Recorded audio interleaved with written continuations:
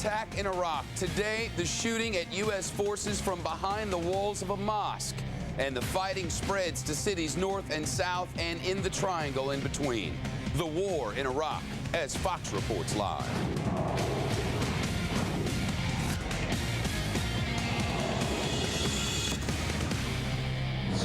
Day 3 in the fight for Fallujah. The defense secretary insists the coalition is still in control.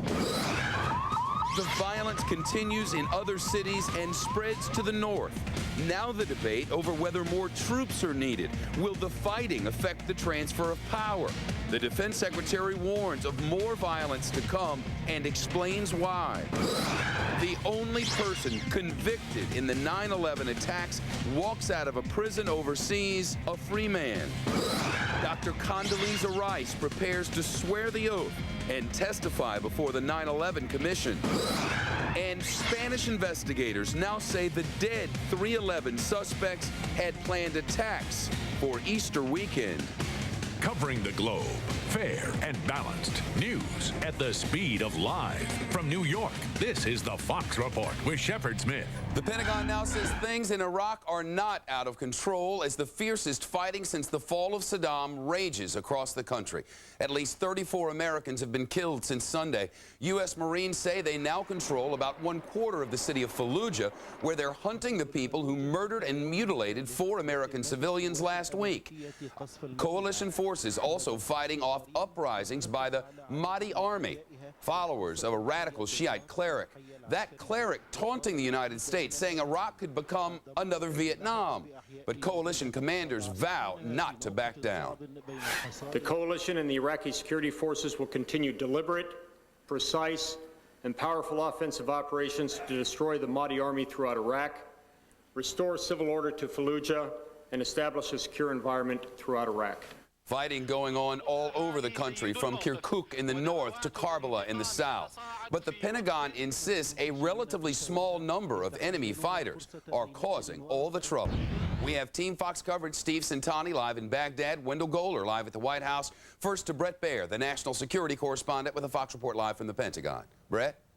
Shep, today it looked like U.S. Marines were battling to take Iraq again. Heavy fighting in Fallujah in Operation Vigilant Resolve. U.S. attack helicopters buzzed over that city all day as Marines moved in, engaging the enemy street by street. At one point, about 30 enemy fighters barricaded themselves in a mosque. After a 6-hour gun battle there, Marines called in Cobra helicopter gunships to launch Hellfire missiles at the enemy, and finally called in an F-16 fighter jet to drop a 500-pound laser-guided bomb. Now, commanders say that bomb killed several enemy fighters, but did not destroy the mosque. The sensitivity to religious sites is still in place, but commanders say U.S. troops will respond to enemy fighters firing weapons wherever they are. Now, in neighboring Ramadi, enemy fighters believed to be a combination of former members of Saddam Hussein's regime and some former foreign fighters were still launching mortars on Marine positions today in the city of the Sunni Triangle, where 12 Marines were killed in intense firefights yesterday.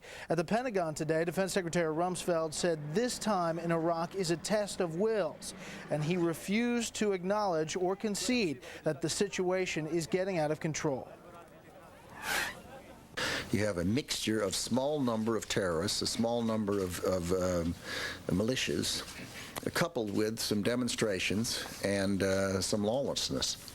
And it's a serious problem, and the problem's being worked, and General Abizaid and General Sanchez and his team have high confidence.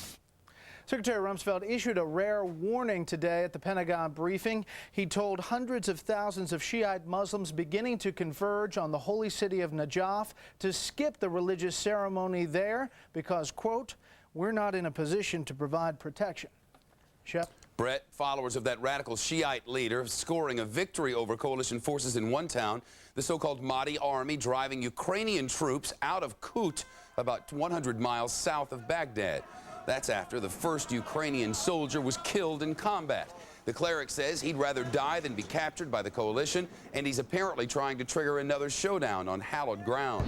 Team Fox coverage continues of the war in Iraq. Steve Centani with a Fox Report live from Baghdad. Steve? Well, Shep, the U.S. military is vowing to destroy the army of Muqtada al-Sadr. the radical Shiite cleric whose followers are waging war on coalition forces here in Iraq. Now, the staunchly anti-American cleric is holed up near one of the most holy sites in the Shiite Muslim world, the Imam Ali Mosque in Najaf. He moved there yesterday from a mosque in the nearby city of Kufa. There's a warrant out for al-Sadr's arrest in connection with the murder of a rival cleric last year. But so far, the U.S. has made no move to arrest him. Al-Sadr's al-Mahdi army has been a thorn in the side of U.S. forces for months, but they rose up in greater force than expected this past weekend. Their actions come in protest over the closing of al-Sadr's newspaper by coalition forces who claim it was inciting violence against the U.S. and in response to the recent arrest of a top al-Sadr aide. The U.S. is calling on al-Sadr to end the turmoil. If Mr. al-Sadr wants to reduce the violence and calm things down, he can do that. He can turn himself into a local Iraqi police station, and he can face justice. Meantime, Shiite forces aligned with the radical al-Sadr were fighting coalition forces in Karbala and other Iraqi cities. A senior official in al-Sadr's office was reportedly killed today during that fighting with Polish coalition forces in Karbala. And finally, 2 Western journalists were kidnapped today near Abu Ghraib, that's west of Baghdad. They were held for several hours and then finally released unharmed. Shep? Steve, the Japanese are urging the United Nations to step in and help stop the violence. Kazakhstan likely to pull its small number of troops home at the end of the month of May. The Dutch are saying while they favor keeping the troops in Iraq, it's not a foregone conclusion. In the surge in violence in Iraq shaking America's allies in the coalition of the willing, Team Fox coverage continues now with Wendell Golder, the White House correspondent, and a Fox Report live from the North Lawn. Wendell? Shepard, several members of the coalition are pulling back from the fighting, if not out of Iraq altogether. The Japanese are calling for the UN's intervention, but the UN isn't sure Iraq is safe enough. The South Koreans have been confined to their camps. The Ukrainians have disengaged. They're going to vote on whether to withdraw their forces, and the troops from Kazakhstan say they're leaving next month. The White House says the world understands what's at stake in Iraq, and the U.S. will remain resolute. These individuals are thugs and terrorists and remnants of the former regime. They're enemies of freedom, and they will not prevail. President Bush today phoned his closest coalition partner, British Prime Minister Tony Blair. The two always talk when the going gets tough, and they'll meet here in Washington next week. 10 Downing Street says it wasn't planned as a crisis meeting, but it's shaping up to be one. Just a week before these pictures were taken in November, a truck bomb killed 19 Italian soldiers and threatened one of the strongest members of the coalition. Italian Prime Minister Berlusconi says his troops will stay in Iraq, but perhaps only until the June 30th handover of sovereignty. Last month's train bombing in Madrid led to the defeat of Spain's conservative government, another strong member of the coalition, and the new leaders promised to withdraw Spain's troops from Iraq unless the UN takes charge. Prime Minister Blair will meet with UN Secretary General Kofi Annan next week before he comes to Washington. He will press Annan to get more involved in the transfer to civilian rule in Iraq, but less than 3 months before the handover of power, it's still unclear exactly which group power is being handed to. Shepard? Wendell, the CIA says an audio tape of a militant al-Qaeda supporter is probably authentic. It's reportedly from Abu Musab al-Zarqawi.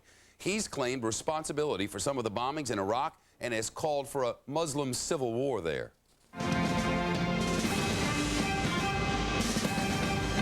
There has been just one man ever convicted in the attacks of 9/11, and tonight he walks the streets a free man. The German court releasing him until his new trial. That doesn't happen until June. A United States State Department spokesman calling his release a disappointment, saying he's a dangerous guy. Catherine Herridge, the national correspondent with a Fox Report live from Washington. Catherine? Shep, one legal source telling Fox Munir Motassadegh was real tight with key players like Mohammed Atta, who slammed Flight 11 into the North Tower. And when the hijackers were in the States for flight training, it's alleged Motassadegh covered for them by paying bills and lying to German authorities. As he left a Hamburg court today, Motassadegh smiled broadly for the cameras.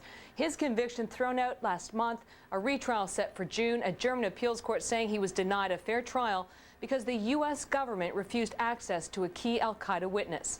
That witness, believed to be Ramzi bin al-Shib, was 9/11's alleged point man. One legal source telling Fox bin al-Shib's in a good position to know who was in on the plot, but he's not available for cross-examination in trials. because U.S. officials say he's being grilled for intelligence to prevent future attacks. Much of the plot planned from this modest apartment in Hamburg, Germany, where Motassadegh lived not only with bin al-Shib, but Mohammed Atta and another hijacker, Marwan al-Shehi. One of Motassadegh's friends, Abdul Ghani Mazudi, also acquitted of nearly identical 9/11 charges because the court was also barred access to bin al-Shib, so both men were given the benefit of the doubt. It's clear that the missing witnesses are the reason that these people are walking free. There's no question about that. A rep for the 9/11 family saying they hope the next trial in June will actually keep Motassadegh behind bars. Shep. Catherine Herridge live in Washington.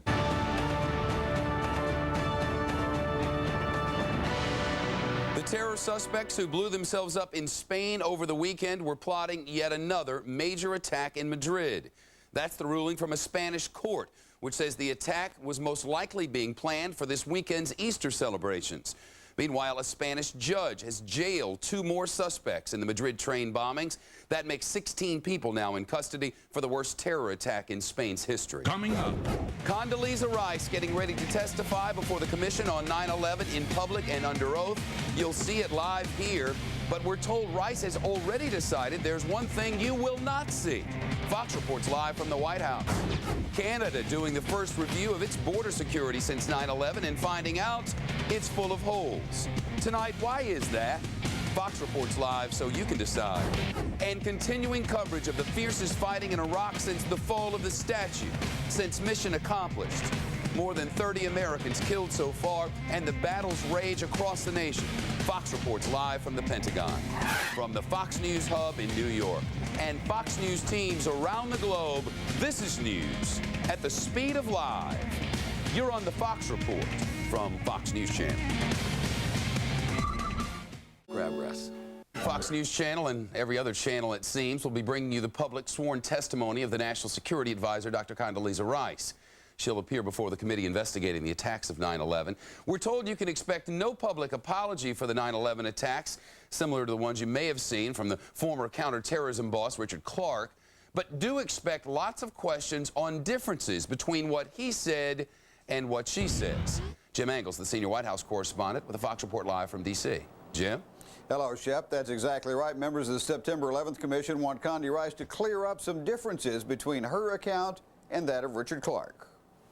Mr. Clarke says that this was not an urgent priority for the Bush administration. Dr. Rice says it was. Well, let's get to the bottom of that. Now, in his testimony, Clarke sought to indict the Bush administration for what he called a lackadaisical attitude toward the terrorist threat. He seemed to base that judgment on the extent to which the administration did or did not accept his proposals, some of which were adopted, some of which were not. Now, one commissioner, former Senator Gorton, says Clarke had the most radical proposals of anyone, and that is why both administrations rejected many of them. When he was asked, and I asked him the question, if all of your policy prescriptions had been adopted immediately by the Bush administration, would it have prevented 9/11? His answer was no. Officials say Rice will explain the Bush administration continued everything the Clinton administration had been doing and added some new things. And Shep, in late-breaking news, the 9/11 Commission said today it completed a review of almost 11,000 pages of White House documents from the Clinton administration. Some thought that they had been withheld from the commission. Commission says more than 90% of them were irrelevant or duplicative. It found 12 documents it said might be relevant. They have now been turned over by the White House. The commission found another 57 it had not previously asked for that it will now take a look at. Shep? Jim Angle live on Capitol Hill. A train going off the tracks and into a swamp, killing one and injuring dozens. The FBI now on the case. Doctors warned her to get a C-section to protect her twins. She refused, and one died. The mother charged with murder. She goes before a judge now to learn her fate. From Kirkuk to Karbala, U.S. forces fighting the enemy, taking and inflicting casualties, and vowing not to back down. Reality on the ground as we're live at the Pentagon with the top story at the bottom of the hour. You're watching the Fox Report with Shepard Smith on Fox News Channel, America's newsroom.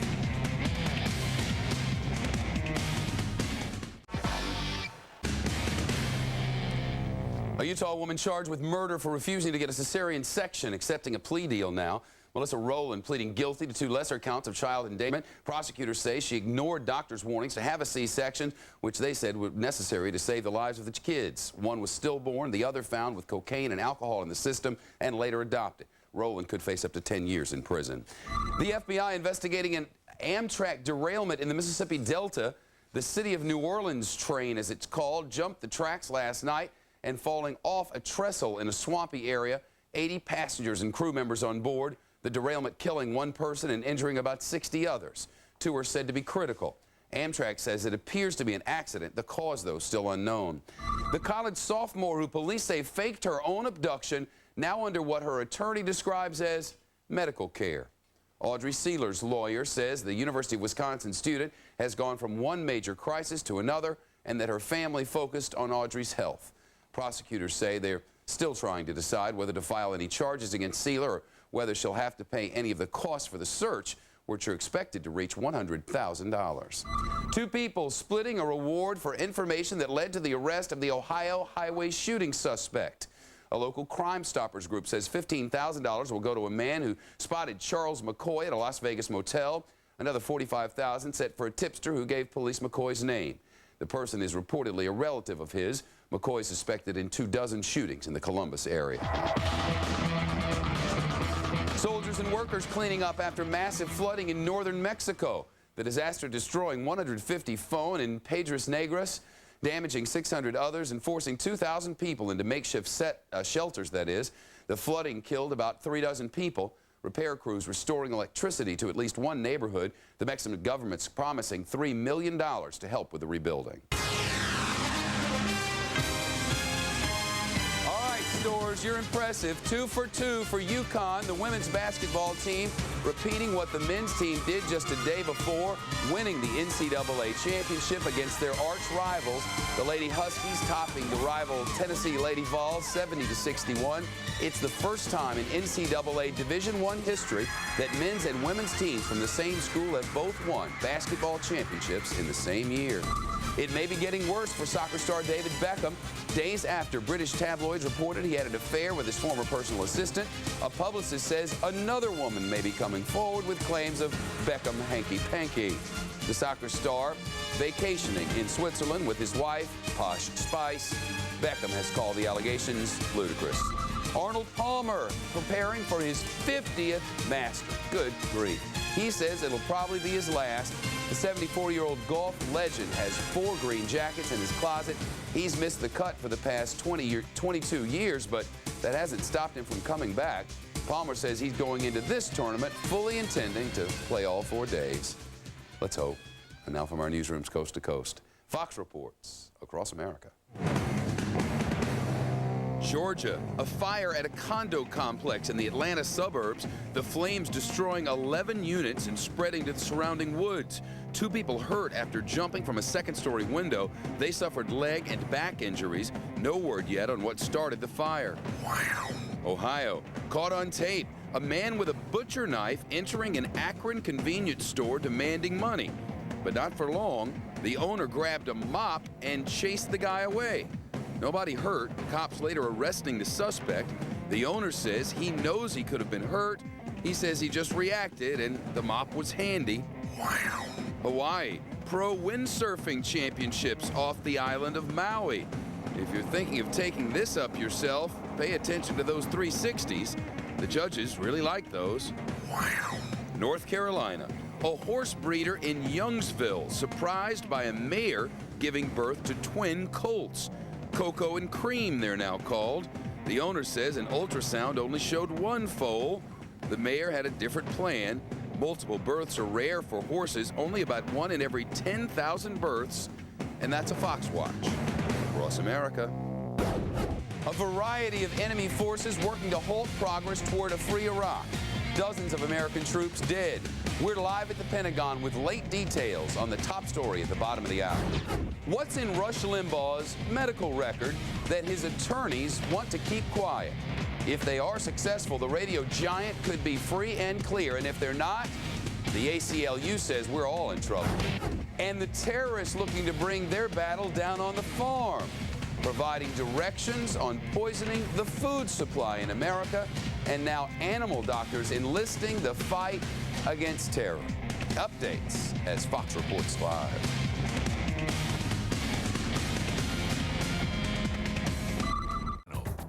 It's in the war just 2 minutes away, but first, they could cripple the economy, force widespread quarantines, and cause a lot of sickness and death.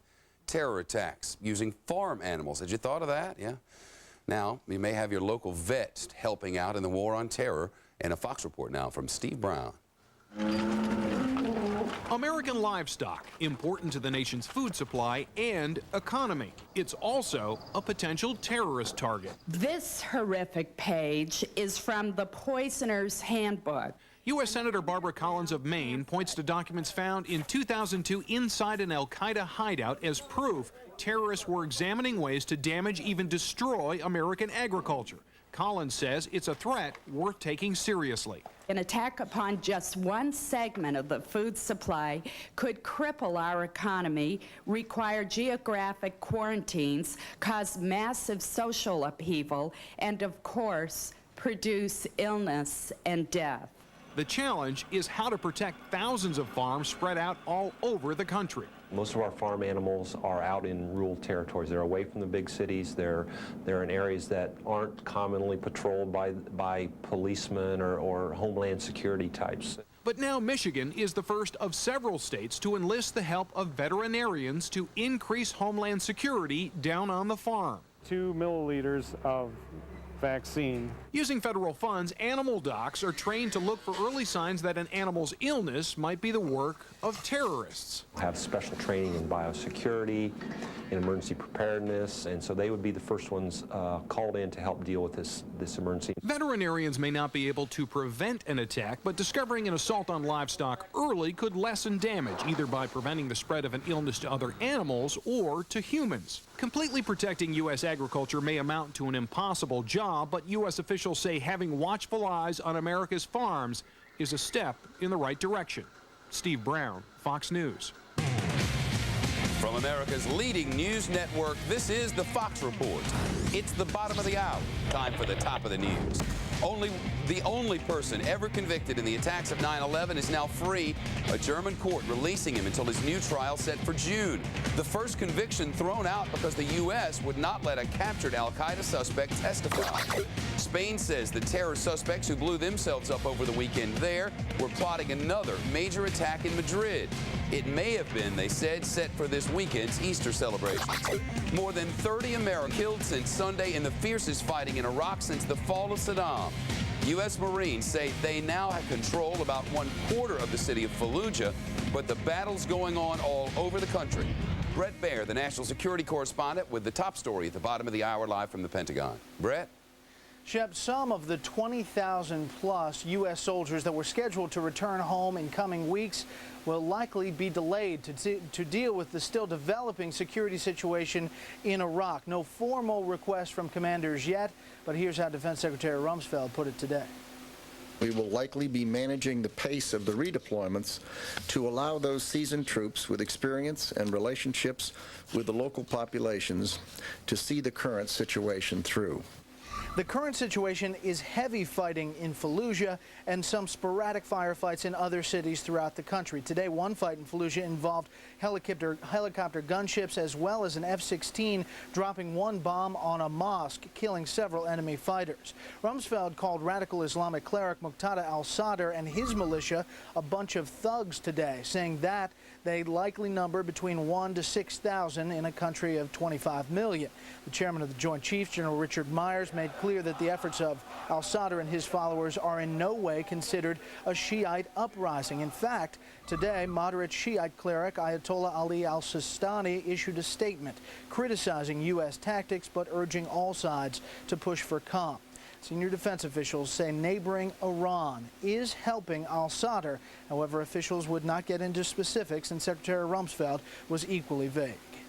We know the Iranians have been meddling, and it's unhelpful to have neighboring countries meddling in the affairs of Iraq. Secretary Rumsfeld did issue a warning to hundreds of thousands of Shiite Muslims converging on the holy city of Najaf for a religious ceremony. He told them to skip the event because the U.S. cannot provide protection. Shep? Brett, the investigation into the United Nations Oil for Food program in Iraq taken today into Congress. A Senate committee taking a good look at the program and asking who ran it, or asking those who ran it to reveal who ended up with a good-sized chunk of the close to $10 billion involved. Seems Saddam's pockets were filled a bit, but he's apparently not the only one. In a Fox Report now from the senior correspondent, Eric Shawn. Shepard, a scathing attack on the United Nations from the Senate Foreign Relations Committee in Washington. It all centered around hearings on the troubled Oil for Food program. That was the effort that was supposed to feed the Iraqi people, but also backfired by greasing Saddam's regime and supporters with billions of dollars in bribes, kickbacks, and corrupt contracts. Senator Richard Lugar, chairman of the committee, and other senators lambasting the UN and its officers, accusing the Security Council itself of turning a blind eye on widespread corruption, and even suggesting France and Russia opposed the war because they made a lot of money off of Saddam's regime. The United Nations allowed Saddam to select not only the suppliers of food and medicine, but also the buyers of Iraqi oil. Such an arrangement was a recipe for disaster. At one point, Delaware Senator Joe Biden lit into U.S. Ambassador to the UN, John Negroponte. Biden, clearly frustrated, wants a list of companies and people who got Oil for Food contracts. He wants that list to be made public. Fox News has also asked for that list. We've been turned down in the past, but it may become public when the Iraqis take over June 30th, a list of who got what, how much, and when. Shepard? Eric Shawn earlier from the newsroom.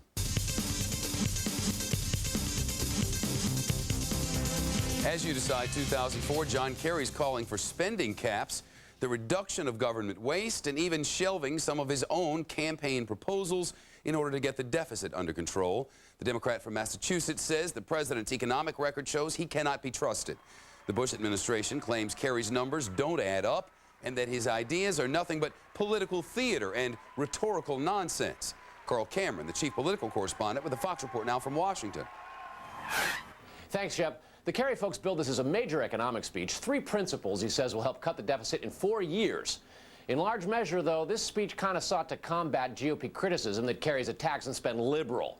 First, Kerry says he won't raise taxes on the middle class. He'll cut them. Second, Kerry says he'll reinstate federal budget spending caps and a pay-as-you-go, so new spending program funded without raising the federal deficit. And third and finally, Kerry says he'll close corporate tax loopholes and curb government waste and abuse. When he wasn't his own ideas, Kerry was, surprise, surprise, bashing President Bush for his tax cuts and the size of the federal deficit. Kerry stopped just short of calling the president a liar. His record shows we can't trust what he says. And no matter what he says now, the Bush policies will not reduce the deficit, they will worsen the deficit. Kerry says he'll roll back the top Bush tax cuts and reinstate at least 3 others: the estate tax, the tax on stock dividends, and the tax on capital gains. He won't be able to fund some of the programs that he's even promised on the campaign trail, like National Volunteer Service and early childhood development. Now, Republicans wasted no time blasting Kerry. They've added up Kerry's campaign promises and come up with 85 in total, and they say the cost of half of them totaled up is completely unaffordable in the Republican view. They say Kerry's proposed $2 trillion in new spending over the next decade. Shep? Carl Cameron reporting from Washington. Lawyers for Rush Limbaugh say investigators trampled his privacy rights when they made a surprise visit to a doctor's office to try to get his medical records. Limbaugh's attorneys are saying they should have been warned that officers were going to take records without private information, or ones that contain such information. Limbaugh has not been charged with a crime. The investigation stalled pending the decision on those medical records. The appeals court has not said when it will issue a ruling. Well, we're back to juror number 4 now, and she says that had the Tyco trial gone on, it likely would have ended in a hung jury. Ruth Jordan talking to the New York Times about the mistrial, saying she never flashed an okay sign to the defense during deliberations. Jordan says she does not believe the 2 former Tyco bosses had any criminal intent, and she says that's what it comes down to for her, intent, when they allegedly swiped millions from the company. Meanwhile, a Manhattan judge ordering a delay in the trial of a former Tyco lawyer. He's accused of grand larceny and securities fraud. The wife of the former Enron finance chief, Andrew Fastow, taking back her plea agreement. The judge in the case striking down Lee Fastow's deal that would have sent her to prison for just 5 months. The judge wanted a sentence of at least 10 months. She had agreed to plead guilty to filing a false tax form. Her husband, Andrew, already reaching a deal with prosecutors. He's set to spend 10 years behind bars and help with other cases against Enron execs. A blow for the world's biggest retailer. Voters in California have now rejected Walmart's plan to build a giant supercenter store outside Los Angeles. The proposal would have exempted the site from zoning, traffic, and environmental reviews. It lost by nearly a 2-to-1 ratio. Opponents argue the superstore would cause too much traffic and hurt local businesses. Walmart says it's disappointed over the decision. 10 profits on top of your Wednesday Biz Briefs. The world's biggest aluminum producer reporting lower than expected first quarter earnings. Alcoa blaming high energy costs. Its shares falling more than 3% on the news. Consumer watchdog groups blasting Google over its upcoming email service. Free Gmail, as they call them. Accounts promise users up to 500 times more space than the competitors. But Google would then scan the content of your mail, pluck out keywords, and send you advertisement.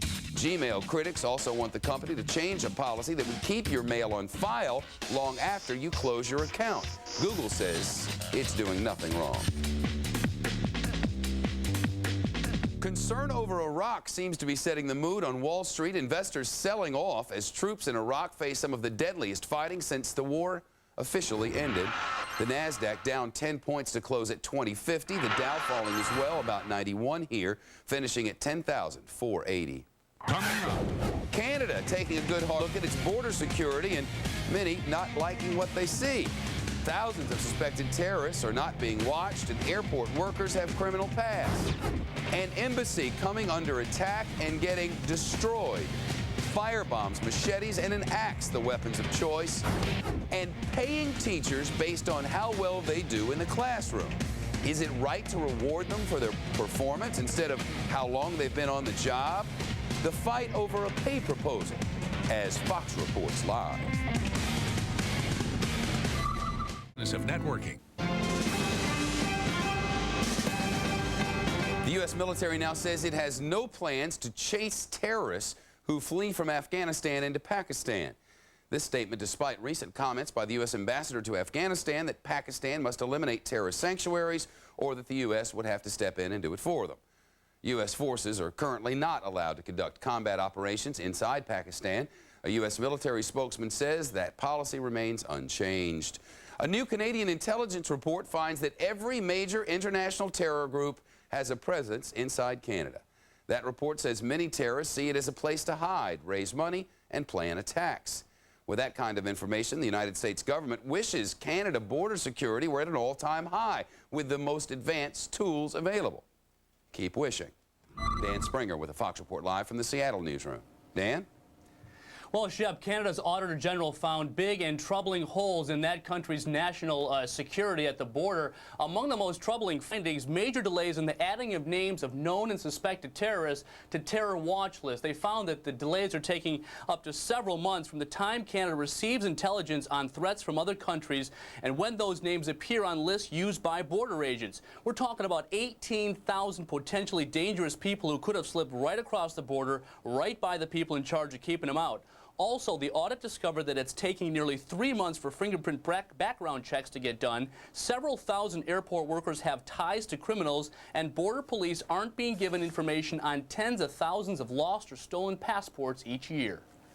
These are the kinds of routine, basic procedures that should be functioning well, especially given the heightened concern and preoccupation with security issues.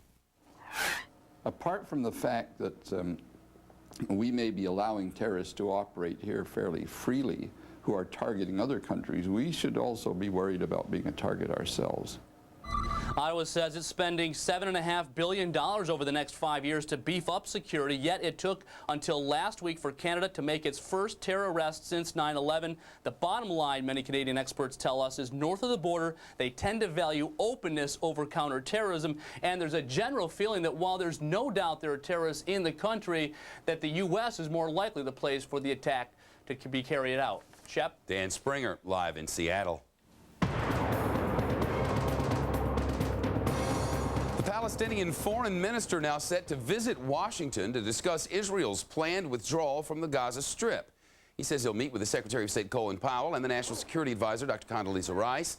This while violence continues during construction of that security fence in the West Bank. Israeli soldiers firing rubber bullets and tear gas into the crowds, Palestinians throwing stones in return. Rwanda marks 10 years since its genocide. The African country's president lashing out at the international community, saying it failed to stop the massacre. The 100-day slaughter claimed more than 500,000 lives. Ethnic fighting pitted neighbor against neighbor. Thousands of people literally hacked to death. The extremist government in power at the time ordered soldiers to kill others. An assault on an embassy in Malaysia and Holy Week in El Salvador as we go around the world in 80 seconds. Malaysia, an attack on the Myanmar embassy in Kuala Lumpur. Cops say 3 men armed with firebombs, machetes, and an axe climbed the walls of the compound, the attack wounding a senior diplomat and destroying the building. Police arresting all 3 men and an accomplice. Canada, the government ordering the slaughter of 19 million chickens in British Columbia. It's an effort to control the spread of the highly contagious bird flu. Inspectors say testing will show that 80% of the birds are disease-free. Those chickens will go to the market. The rest will have to be dumped. Thailand, dried up riverbanks providing evidence of last year's drought on the once mighty Mekong River. Fishermen stand in the river with their nets since they can no longer use their boats. More than 60 million people in Southeast Asia depend on the Mekong. El Salvador, a Holy Week tradition practiced by Salvadoran Catholics. Actors playing the part of demons, swarming through the streets, lashing people with whips. According to the tradition, each blow takes away one sin. There are also representations of Jesus confronting evil and Jesus overcoming evil. And that's a wrap on this Fox trip around the world in 80 seconds. Next to parents, it's teachers who have the most contact with kids, right? Most educators get paid according to authority. But what about linking their salaries to their performances? Would that be better for the students? Tonight we'll report, you decide. And American Idol passing a critical milestone. And the details, they're in G. You're watching the Fox Report with Shepard Smith, and we are Fox News Channel. Teachers in Denver have approved a radical new pay plan, one where educators would be paid by student performance rather than on how long the teachers have been in the classroom. The best way to grade the instructors, and if it is, why hasn't it been done before or anywhere else? Carol McKinley reports. You decide. Very few people who are more important to society than school teachers. In order to keep those teachers, policymakers believe public education needs to get smart and make drastic changes. In a groundbreaking measure, Denver teachers narrowly voted to approve a plan to base their salary increases in part on their accomplishments in the classroom instead of on seniority. What this will do is reward those teachers, reward those who put in more time, more effort. Performance-based plans come and go. Critics say they fail because they encourage teachers to inflate test scores to improve their salaries. But Denver's project is different. In addition to student results, teachers can also get raises by obtaining additional degrees or choosing to work at struggling schools. I voted no. Teacher Mark Calhoun opted against the plan because he thinks the scheme is too grand to be implemented effectively. I think teachers don't feel that there's a very strong, trusting relationship between teachers and administration, and to just say, well, trust us on the details of this, we'll fix it, I was not comfortable with that. But others see better teachers who are motivated by pay. If teachers are given opportunities to receive increased pay for working in tougher schools and demonstrating that they're effective, I think that maybe they should be compensated more. The hope is students will be the ones who ultimately benefit. I think if a teacher is being paid correctly and they have a positive attitude, then the positive attitude carries on into the classroom. Once the fine-tuning is finished, it's in the hands of Denver voters. In 2005, they'll be asked to approve a $25 million annual tax increase to fund the proposal. In Denver, Carol McKinley, Fox News. The Olsen twins, they're getting older. They're ready to start college already. Remember, though, when they were little and stole our hearts, how they're looking to steal something else now, a nation's innocence. And the swan. You gotta see this to believe it. It's like My Fair Lady with a cutting tool and some built-in shame. We try to stare it in the face inside your G-block. The G-block really prefers to suffer privately.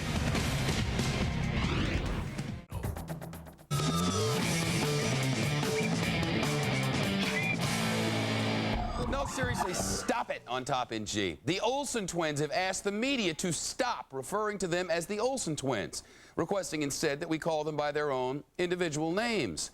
The Olsen twins reportedly have first names, something like Mary, Jack, and Andrew, though I'm not really sure. Maybe because the Olsen twins are close to starting college, the Olsen twins want to distance themselves from the image that made the Olsen twins millions upon millions upon millions of dollars.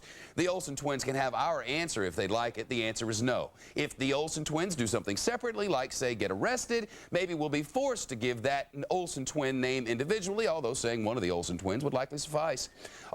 Otherwise, in the interest of the status quo and the long-held G-block tradition, the Olsen twins will, from now on, be referred to as the Olsen twins. Too bad. American Idol won the night for Big Fox, handing the net its 13th straight Tuesday win. Almost 23 million people watched as the noose began to slowly tighten around more than a few voice boxes. The fact that it was Elton John night probably did not help anyone, especially not the red-haired crooner guy.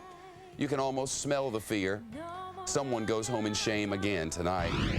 A new Fox show called The Swan will take a bunch of ladies who are unhappy with themselves, their lives, and most importantly, viewers at home, how they look. They'll be holed up where they'll be given life coaching, therapy, and in some cases have their bodies ripped down then rebuilt by plastic surgeons.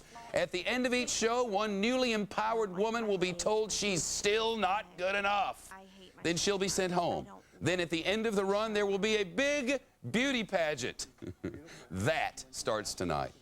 Second place will mean more than shame and dejection on The Apprentice. A little more, anyway.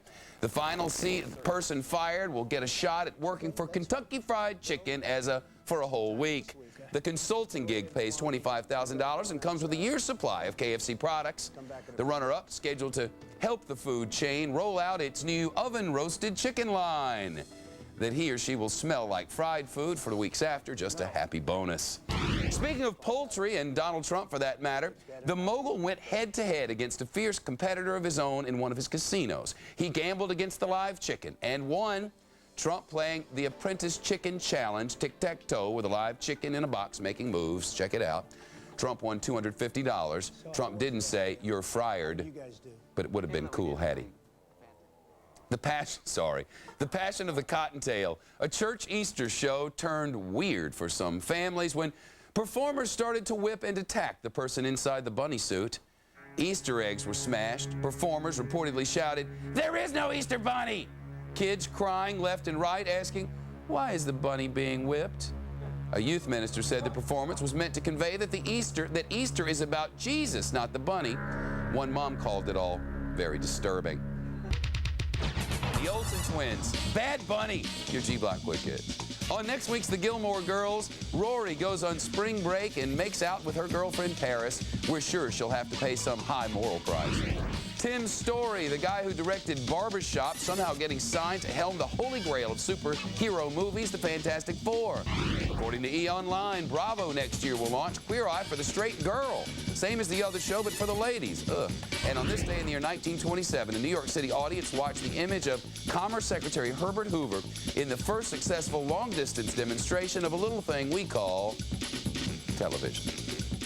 And now, you know the news of Wednesday, March the 7th, 2004. I'm Shepard Smith. Thanks for having us into your home tonight. I'll be back not tomorrow night, but Friday night, because tomorrow, as you may know, in the Bronx, in the house that Ruth built, is opening day at home. So I'll see you Friday. Take care.